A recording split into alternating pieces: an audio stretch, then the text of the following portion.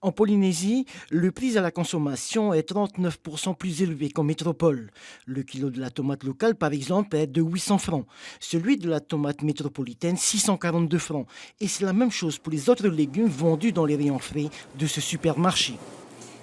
Ben écoute, par exemple, les courgettes, de 300 à 900 francs, comme j'ai expliqué, à cause peut-être du temps, je ne sais pas, mais c'est cher quand même pour les clients qui ont l'habitude de préparer ou pour eux, pour leur famille.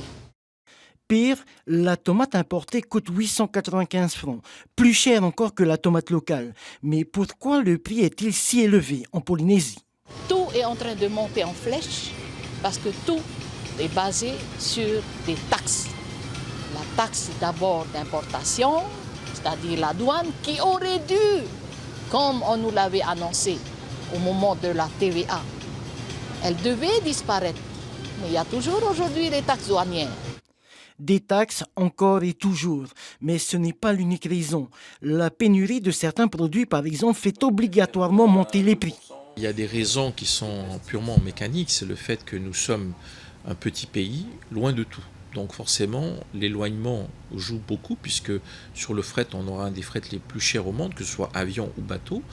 D'autre part, on est un petit pays, donc petite population, donc on est un petit marché, ce qui veut dire qu'on n'a pas accès à des prix qui sont super compétitifs.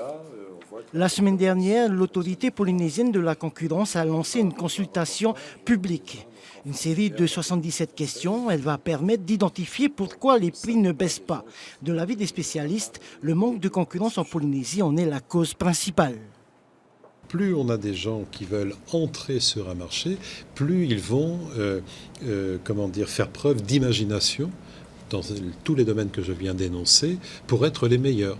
Et donc s'ils sont les meilleurs, eh bien, on doit arriver progressivement à une baisse des prix et à une meilleure qualité, une meilleure disponibilité des produits. Si le prix de nombreux produits ont augmenté, d'autres en revanche n'ont pas cessé de baisser en 10 ans. C'est le cas de ces débroussailleuses fabriquées en Asie. De 70 000 francs, elles sont aujourd'hui à moins de 13 000 francs. On est vraiment dans des prix qui ont permis de faire baisser beaucoup de produits, que ce soit l'outillage, que ce soit tout ce qui est en bricolage, jardinage, mais également le prêt-à-porter, tout ça, ça a beaucoup baissé. On parle de façon de produits de grande consommation, pas forcément les produits de marque. La consultation publique prend fin le 15 juillet, l'occasion pour le service d'instruction d'analyser les résultats et surtout de proposer au gouvernement un plan d'action pour faire baisser les prix et plus important encore, d'augmenter le pouvoir d'achat du consommateur.